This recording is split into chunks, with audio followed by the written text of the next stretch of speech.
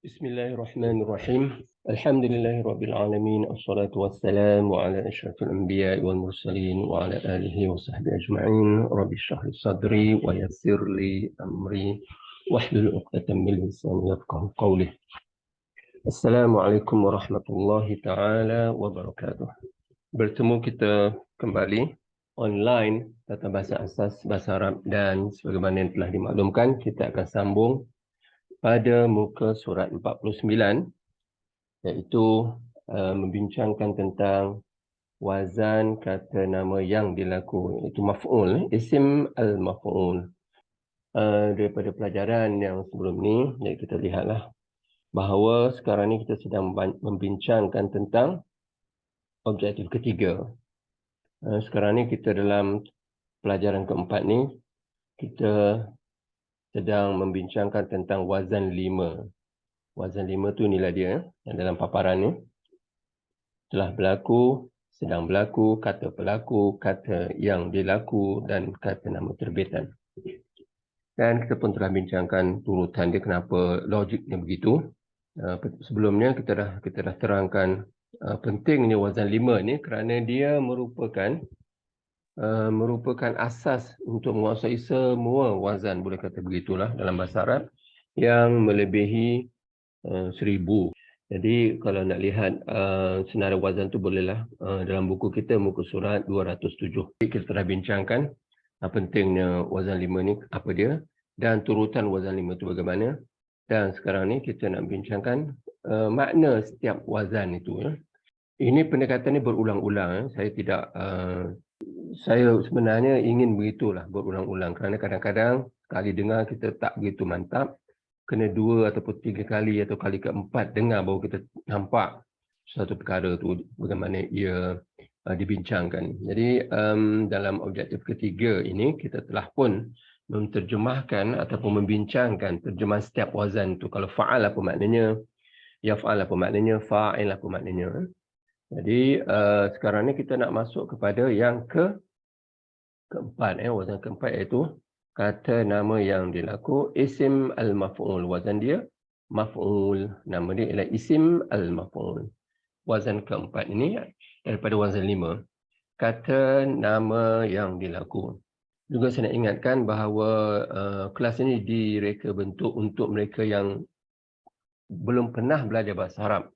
Di samping ada yang pernah belajar bahasa Arab, tapi yang belum pernah tu, kalau rasa nak perlu dibincangkan, terus, jangan teragak-agak.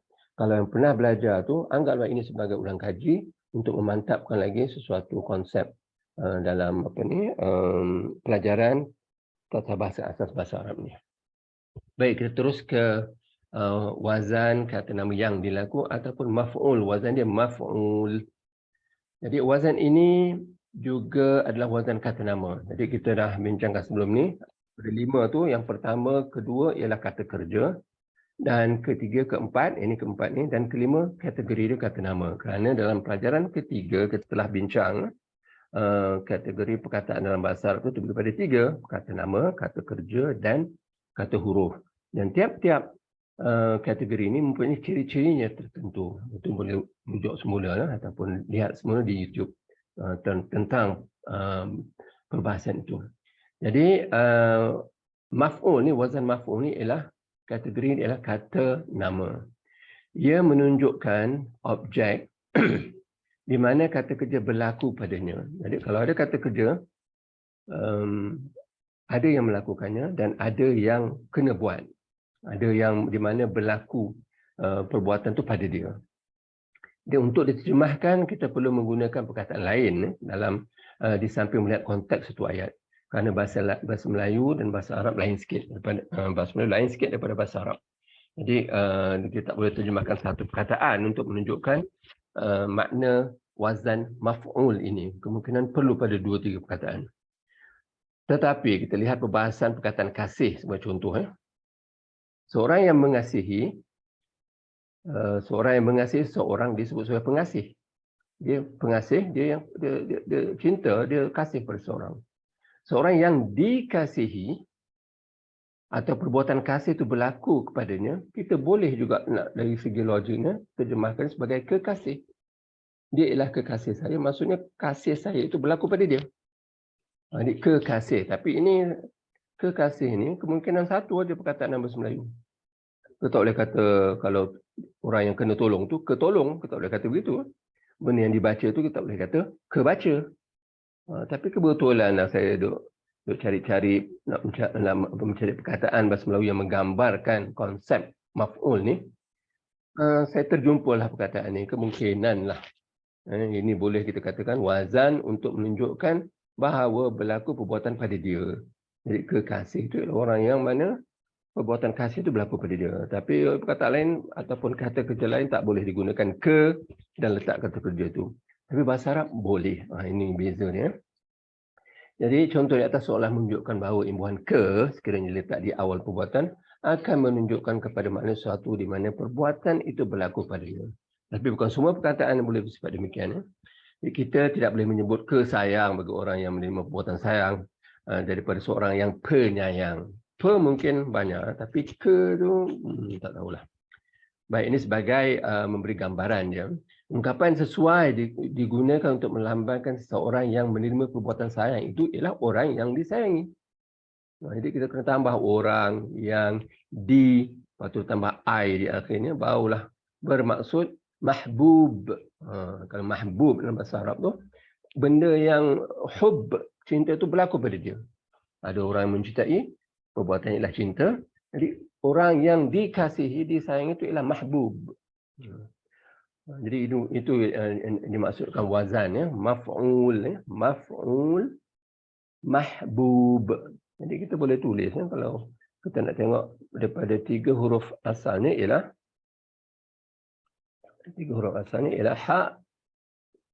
ha, ba. Jadi kalau kita buat wazan maf'ul, maksudnya ha ni kita letak di bahagian ha yang awal ni kita letak di bahagian fa, dan ba yang di huruf kedua ni letak bahagian ain, dan ba huruf ketiga ni letak di bahagian lam.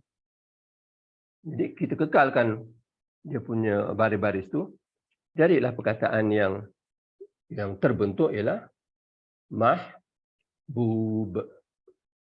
Itu yang dikatakan mahbub. Mahbub tu orang yang dikasihi, disayangi. Hada mahbubi, boleh kata begitu. Ini ialah kekasih saya ataupun kesayang saya. Kalau kita boleh katalah ke itu pada imbuhan sayang. Ini sebagai contoh. Jadi kalau kita dengar perkataan seperti maf'ul, kita tahulah perbuatan dia kata nama, yang mana suatu perbuatan itu berlaku pada dia. Jadi kalau kita tengok contoh-contoh nanti boleh kita akan lihat bahawa maknanya lebih jelas. Jadi ini nak menceritakan konsep tu dulu. Jadi huraiannya seperti berikutlah. Bahasa Melayunya, kata kerja ditulis.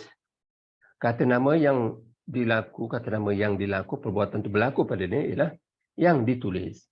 Itu bahasa Melayu. Kalau bahasa Arab, katab. Katab ialah telah menulis. Kalau wazan maf'ul, iaitu maktub, maksudnya yang tertulis. Yang termaktub. Yang termaktub itu ialah yang tertulis. Contoh lain, tolong. Kalau telah menolong, nasar. Kalau dibentuk 3 huruf asal ni, dibentuk dalam wazan maf'ul, ini kita kena latih supaya kita boleh buat daripada 3 huruf dasar ni, berdasar pada wazan tertentu kita boleh membentuk perkataan baru. Jadi maf'ul kita gunakan nun sod ra, letak di bahagian fa ain lam, dia akan jadi mansur. Mansur ialah orang yang kena tolong. Jadi kalau orang yang menolong tu wazan dia fa'il. Dia bukan wazan maf'ul, tapi wazan dia fa'il. Jadi dia nasir. Yang kena tolong mansur. Kalau yang mencipta dan sebagainya, kita tengoklah makna perkataan tu. Ini contoh ketiga di sini untuk menghuraikan konsep maf'ul, wazan maf'ul ni ialah perkataan ataupun kata kerja cipta. Cipta, kata kerja. Kalau orang yang melakukan perbuatan cipta ini, dia pencipta. Kalau benda yang berlaku cipta kepada sesuatu itu, sama ada apa sajalah, bumi ke langit ke apa sajalah, ataupun binatang, manusia, dia ialah benda yang dicipta. Jadi kita bentuk dia dalam wazan maf'ul. Jadi kalau kita ambil kha lam qaf letak di bahagian fa ain lam, dia akan jadilah makhluk. Jadi makhluk ni adalah benda di mana perbuatan cipta berlaku pada dia. Tak kisahlah dia apa. Dia kayu ke, dia binatang ke, dia tumbuh-tumbuhan ke, tapi dia ialah makhluk. Maksudnya benda yang berlaku penciptaan itu, cipta itu berlaku pada dia. Baik. Contoh seterusnya makan. Makan yang kena makan, yang dimakan. Kalau nak terjemahkan ataupun nak bentuk dalam bahasa Melayu, kena letaklah tambah perkataan seperti yang, kemudian ada di. Kalau makan dalam bahasa Arab ialah akal. Akal telah makan. Tapi kalau kita bentuk dia, ini kemahiran bentuk ni perlu kita kuasai. Untuk menguasai bahasa Arab ni, ilmu yang pertama ni membentuk perkataan berdasarkan kepada wazan. Jadi kita kena biasakan benda ni dan kita kena boleh membentuk ni spontan. Seperti jadual sifir 12. Kalau 5 kali 6 berapa? Spontan je kita kata 30. Tak payah nak fikir panjang. Jadi kalau akal, wazan maf'ul macam mana? Ma'kul. Ini spontan dah, tak boleh. Kalau kita nak jadi pelajar yang betul-betul menguasai bahasa Arab, kena latih benda ni. Begitu juga seperti yang saya sebut tadi lah, jadual sifir 12. Nak belajar matematik, kena itu dulu. Kalau tak dapat, kena belajar balik lah. Cuba hafal sampai 1/12 tu kena betul. Boleh kuasai. Bahasa Arab pun begitu. Jadi banyak wazan dia. Jadi yang kita nak tumpukan sekarang ni pada asas saja wazan 5 tu. Kena boleh sebut fa'al, yaf'al, fa'il, maf'ul dan kata terbitan dia fa'il ataupun banyak lagi kata terbitannya. Baik, itu ialah ma'kul. Maknanya benda yang dimakan. Ka'asfim ma'kul. Seperti daun ma'kul, daun yang dimakan. Jadi kita boleh nampaklah, bukan makna tertentu, tapi maksudnya yang kena makan tu apakah ciri-ciri dia dan sebagainya. Itu dalam tafsir kena rujuklah. Baik, contoh yang kelima di sini, milik. Telah memiliki, malak. Malak tu saya telah memiliki. Kalau saya pemilik, disebut malik. Maliki yaumiddin. Itu pemilik hari balasan. Untuk pemilik hari pembalasan akhirat. Itu malik. Jadi, benda yang dimiliki, kita letak dalam wazan maf'ul. Jadi, letaklah mim di bahagian fa. Mim di bahagian fa. Lam di bahagian ain. Dan kaf di bahagian lam. Jadilah perkataan baru yang terbentuk ialah mamluk. Mamluk. Jadi sebut dia mamluk, kita tahu itu benda yang dimiliki. Dia bukannya pemilik, dia dimiliki oleh seorang. Apa saja. Kereta ke, hamba ataupun apa sajalah yang dia kena milik tu, maksudnya ada orang yang memiliki dia. Dia ialah mamluk. Jadi itu ialah memberi makna ataupun kita bincangkan tentang makna wazan yang keempat, iaitu kata nama yang dilaku. Ini istilah saja, kata nama yang dilaku, tapi dalam bahasa Arab disebut isim maf'ul. Mana atas tadi guru rujuk balik wazan 5 ni. Kalau istilahnya beginilah, al-fi'l al-madi, kalau siapa nak menghafal istilah tak apa, al-fi'l al-mudhari', isim al-fa'il bagi pelaku, dan isim al-maf'ul bagi yang dilaku, dan kata yang terakhir nanti ialah al-masdar ataupun kata terbitan. Jadi selesai kita membincangkan wazan yang keempat ini. Jadi saya harap boleh faham insya-Allah. Dan kita teruskan perbahasan kita tentang wazan yang kelima daripada wazan 5 ni. Dan ini penting. Kerana telah berlaku, sedang berlaku, pelaku, yang dilaku dan kata terbitan. Apakah makna kata terbitan? Baik, wazan kata terbitan ini boleh dikatakan sebagai kata kerja dalam bentuk kata nama. Jadi maksudnya kata kerja tu, kita nak kasih nama bagi dia, kita gunakan masdar. Atau wazan yang digunakan untuk menentukan sesuatu kata kerja, untuk menamakan suatu kata kerja. Kata nama bagi perbuatan cipta. Cipta ialah kata kerja. Cipta kata kerja, tapi nak kasih nama dia. Jadi kita dalam bahasa Melayu jelas lah, ciptaan. Ciptaan ialah nama bagi cipta. Cipta ialah kata perbuatan. Dan juga tulis. Tulis, penulisan. Dan seterusnya. Kalau perkataan tolong, kita sebut dia tolong, kita tahu ialah kata kerja dalam bahasa Melayu. Tapi nak sebut dia dalam bentuk kata nama, kita sebut pertolongan. Jadi itu perbandingan dalam bahasa Melayu dan bahasa Arab ni berdua. Jadi dalam jadual ni disenaraikanlah supaya kita boleh rujuk dan kita boleh cuba menghafal ya. Baik. Jadi dalam contoh di sini bahasa Melayu kata kerja tulis. Kalau kata nama terbitan ni penulisan. Dalam bahasa Arab ni ialah katab, tetapi wazannya banyak. Di sini wazan digunakan untuk kaf tabah ialah fi'alah. Fi'alah. Jadi kita kena letak kaf di bahagian fa, kaf di bahagian fa, ta di bahagian ain dan ba di bahagian lam. Dia boleh kita gantikan fa ain lam di sini dan kekalkan baris-baris ini, akan jadilah perkataan baru iaitu kitabah. Kitabah. Baik. Kata terbitan bagi 3 huruf ni banyak sebenarnya. Jadi itu pasal yang kalau untuk fa'al dia gunakan fa'il. Fa'il itu adalah fa'il. Orang boleh sebut fa'il kan. Fa'il itu kata nama terbitan bagi telah buat. Tapi kata nama terbitan ini sebenarnya wazannya banyak sangat. Iaitu kalau kita lihat, kita boleh lihat muka surat 220. Mungkin kita boleh pergi di situ, 220. Untuk melihat bahawa kata nama terbitan bagi 3 huruf, huruf dasar 3 huruf ni banyak. Ini dia. Yang kumpulan kata kerja pertama. Kata terbitan kumpulan kata kerja yang pertama. Kerana kita tahu ada 10 kumpulan kata kerja ni. Yang kedua sampai ke 10 lebih kurang sama je, tak ada masalah. Tetapi bagi kumpulan kata kerja yang pertama iaitu wazan dia fa'al, iaitu 3 huruf tu, banyak sangat dia punya bentuk yang boleh jadi kata terbitan dia.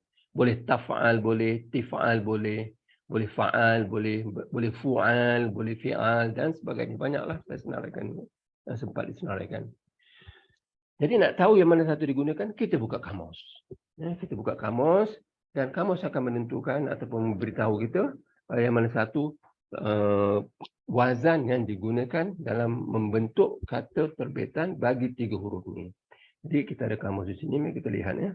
Jadi perkataan yang kita gunakan tadi ialah katab. Katab. Mari kita lihat balik muka surat muka surat 49 kita. 49. Okey, 49, 40, 50 lah. Jadi sekarang kita katab, kata kerja telah berlaku. Wazan kata terbitan ialah fi'alah. Jadi kita nak tengok dalam kamus. Jadi kita ada kamus ni, kita buka kamus. Jadi kita tengoklah entry kaf taba. Kaf taba. Ini biar kita buat ni slow, kita faham betul ya, insyaAllah. Di kaf taba, kita scroll sampai jumpa kaf taba. Ini kaf ba, baru kaf ba ra, kaf ba shin, kaf ba, kaf turun lagi bawah, kaf taba, kaf ba, salah tekan ya. Kaf taba betul lah di sini. Di atas ya. Okey, kita letakkan. Saya nampak semua insya-Allah ya. Baik.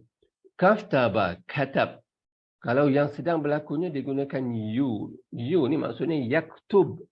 Bahagian ain tu dibariskan apa? Dia boleh baris atas, boleh baris bawah, boleh depan.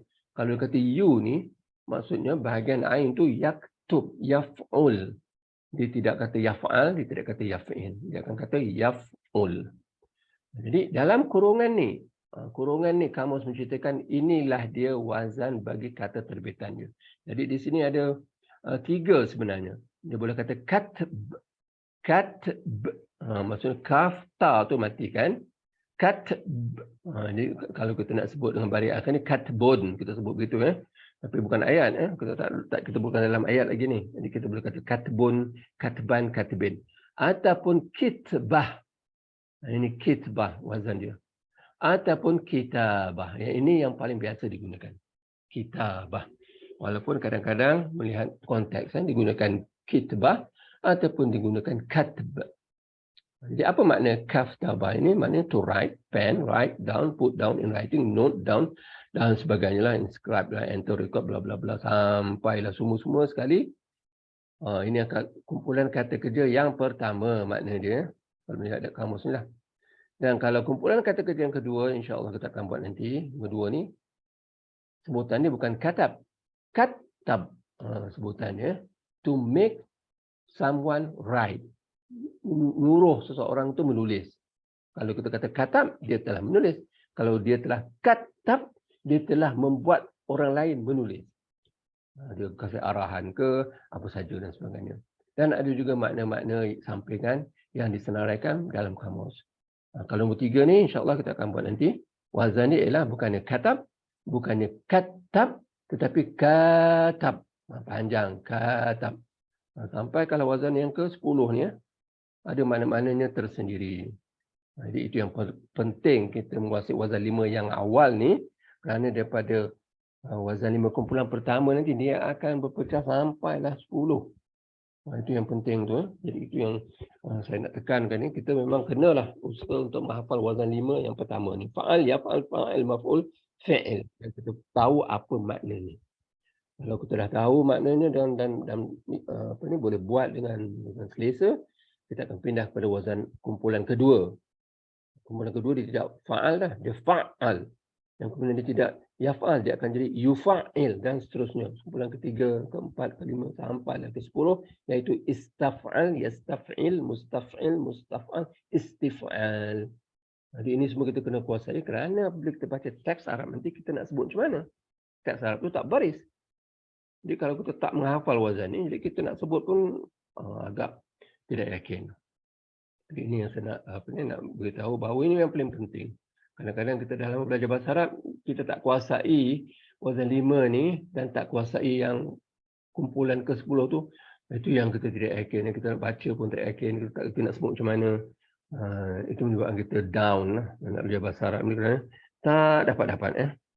Tak diberi pandu sebenarnya. Macam mana kita nak, apa benda yang kita perlu menghafal dulu dan menguasai dulu sebelum benda-benda lain. Baik, kita kembali kepada perbincangan kita, iaitu di sinilah, iaitu kata terbitan. Bahasa Arab, dia banyak. Yang pada kumpulan kata kerja yang pertama, bertiga huruf tu. Kalau nasar, telah menolong, nasr. Jadi maksud sad ni diberi mati. Nasr, nasrum minallahi wa fathun qarib. Jadi nasrun maksudnya kita terjemah macam mana ni? Bukan dia telah tolong. Kalau dia telah tolong, nasara abdah wa azza jundah. Jadi nasara dia telah membantu, menolong hamba-hambanya. Tapi kalau nasrum minallah, pertolongan terjemahannya. Pertolongan daripada Allah dan kemenangan yang hampir. Wa fathun qarib. Jadi itulah maksudnya kita tengok perkataan ni, kita tengok wazan dia, tahu wazan dia bagaimana dan kita tahu nak terjemahkan dia bagaimana. Hanya di atas ni silap saya mungkin copy paste silap, jadi harap betulkan balik kata nama terbitan.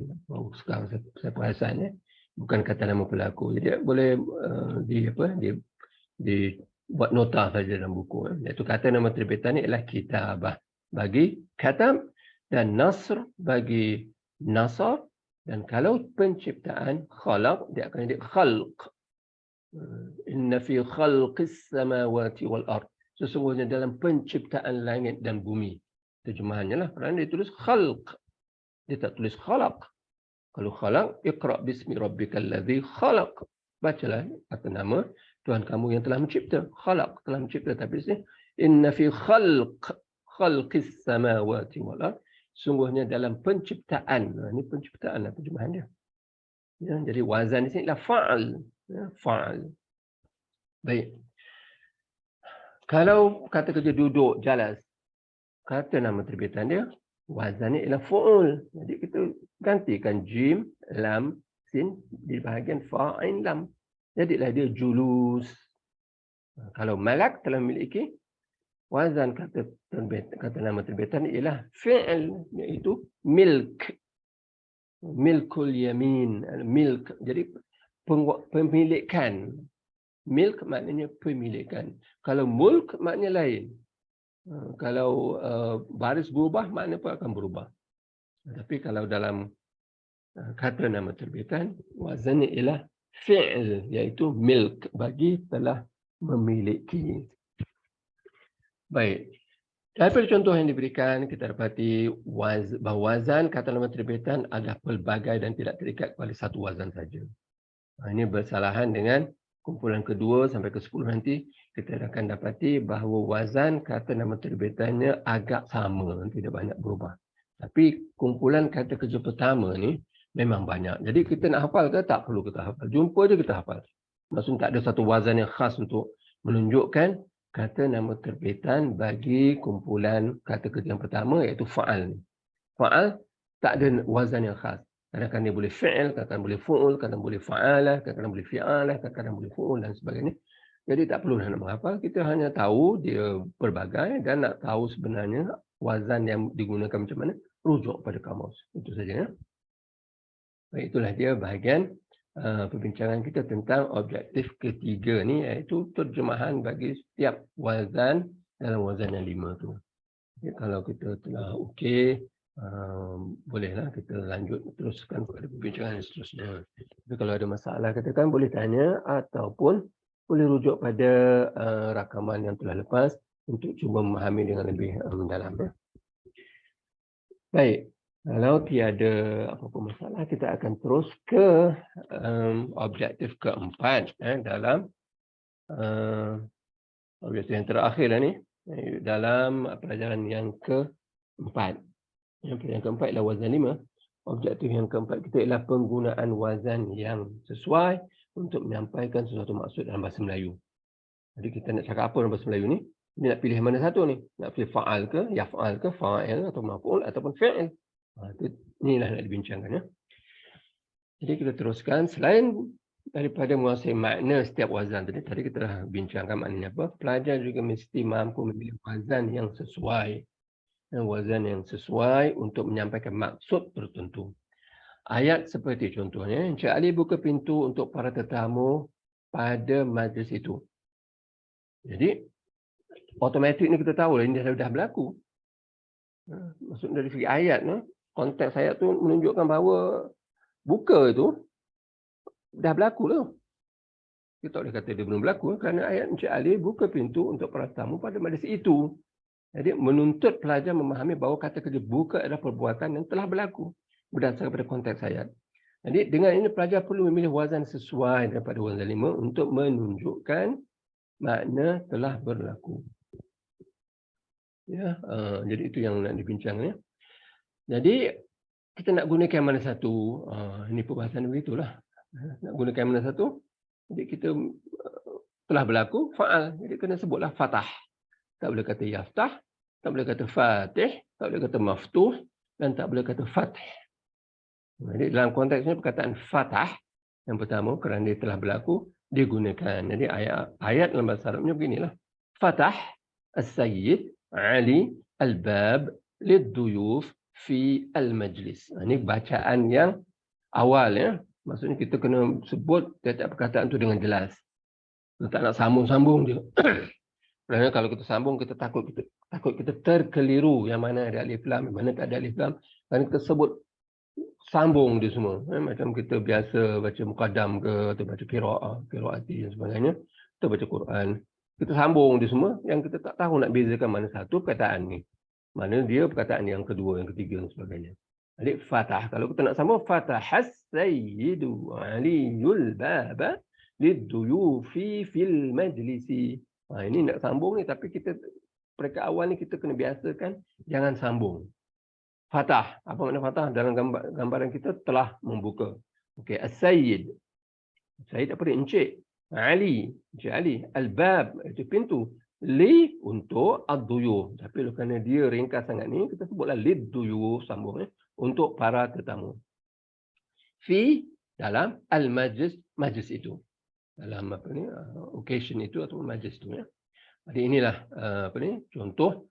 Kalau kita nak buat ayat dalam bahasa Arab, berdasarkan pada konteks, ini konteksnya. Jadi buka pintu untuk para tamu pada majlis itu. Jadi kita kena tahu nak memilihkan kata kerja, iaitu fatah, iaitu telah berlaku benda ini. Baik.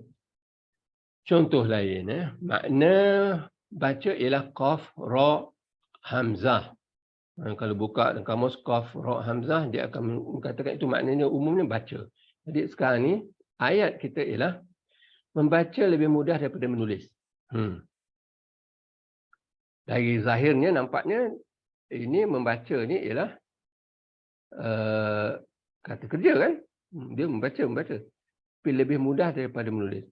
Jadi sekarang ni membaca walaupun zahirnya adalah kata kerja, oleh kerana ayat ini tidak menunjukkan sama ada makna membaca dia telah berlaku ataupun sedang berlaku.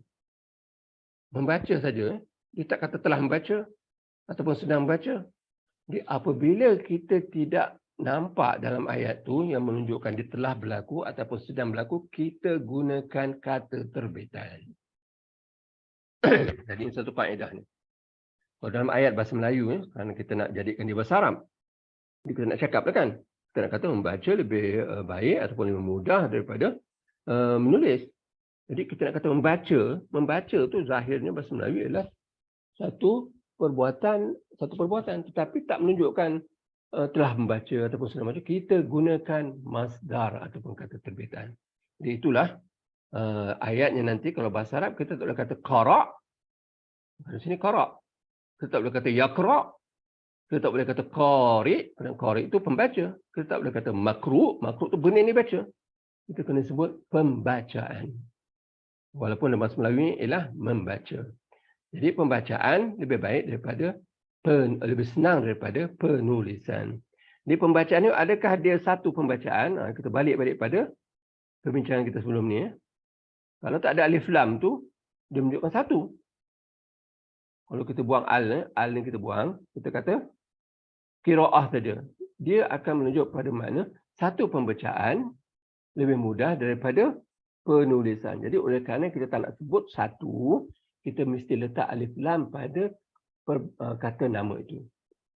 Itu pasal letak sini al-qiraah ashal, lebih mudah, min al-kitabah, daripada penulisan. Jadi dalam bahasa Melayu kita boleh kata membaca lebih mudah daripada menulis. Ya, jadi ini sebagai garis pandu yang awal dan kaedah yang umum, dan insya-Allah kita boleh mantapkan lagi bila kita jumpa contoh-contoh lain. Baik, itu contoh yang pertama tadi. Dan makna tulis, samalah kita bahas tadi. Makna tulis ialah kaftaba. Jadi wazan limanya beginilah. Ini sebaik-baik kita hafal ya. Katab, yaktub. Kerana di sini akan bincangkan nanti. Iaitu barisan ain berubah. Yaktub, katib, maktub dan kitabah. Jadi ayat ini bagaimana? Ayat yang tadi lah. Ayat yang tadi iaitu membaca lebih baik daripada menulis. Jadi menulis ini. Menulis ni tidak disebut telah menulis, tidak disebut sedang menulis. Kita gunakan masdar. Jadi masdar ni bagaimana? Masdar ni ialah mana tadi yang atas ni? Kitabah. Jadi itu pasal ayat ni ialah al-qira'ah ashal min al-kitabah. Kenapa dia ada alif lam? Dah dibincangkan sebentar tadi dah. Baik, itu contoh yang seterusnya. Jadi seperti di atas kita tak boleh kata al-qira'ah ashal min yaktub. Tak boleh. Ini salah maknanya. Membaca lebih mudah daripada dia menulis. Tak kena ya. Ataupun al-qira'ah ashal min al-maktub. Tak kena juga kerana ayat ini bermaksud membaca lebih mudah daripada yang tertulis. Jadi tak kena lah. Review makna tak kena. Baik, kalau selesai itu kita terus pada contoh yang ketiga. Makna soal atau bertanya tu sin, hamzah, lam. Jadi dia punya wazan limanya ialah sa'al, yas'al, sa'il, wazan fa'il, mas'ul. Maf'ul ialah yang ditanya, yang disoal, dan soalan itu ialah soal. Ya, soal.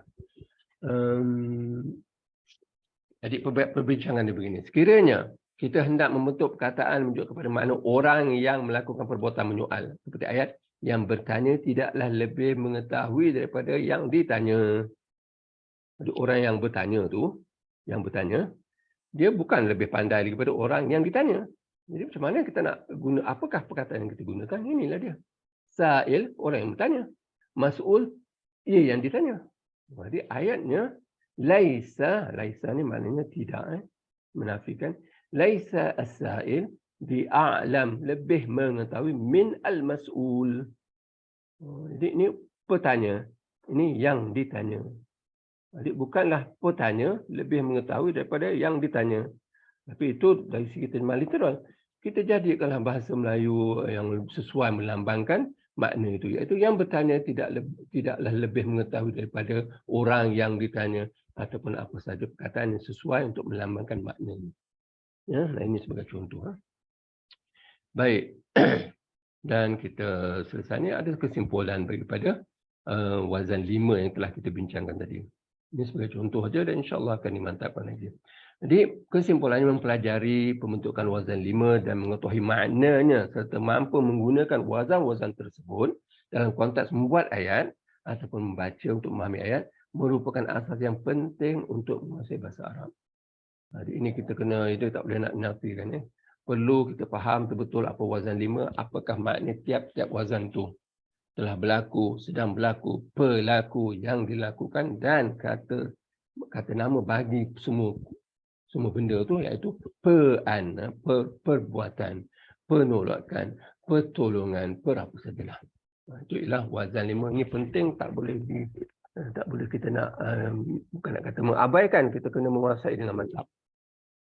Jadi boleh kita simpulkan begitu. Jadi sekarang dalam pelajaran keempat kita ataupun objektif keempat ni iaitu penggunaan wazan yang tepat bagi suatu maksud. Jadi itulah dia perbincangan tentang wazan yang 5. Baik, kita ada masa lebih kurang daripada 1 minit ni. Jadi insya-Allah kalau kita tak sempat nanti kita akan sambung latihan pelajaran 4 ni pada pertemuan akan datang. Jadi kesimpulannya apa ya? Kesimpulannya kalau kita lihat balik sebagai ringkas kesimpulannya. Jadi dalam pelajaran keempat ni kita telah membincangkan tentang wazan 5. Wazan 5 ni penting ya, objektif dia. Kedudukannya dia merupakan asas bagi semua wazan, senang cerita begitulah. Turutannya logiknya begitu. Kata telah berlaku, sedang berlaku, pelaku yang dilaku dan kata terbitan. Dan kita boleh terjemahkan tiap wazan dalam bahasa Melayu dan kita boleh gunakan wazan yang mana apabila kita nak mengungkapkan sesuatu itu dalam bahasa Arab nanti. Nak pilih wazan yang mana daripada 5 itu. Jadi itulah kesimpulan yang boleh saya sampaikan.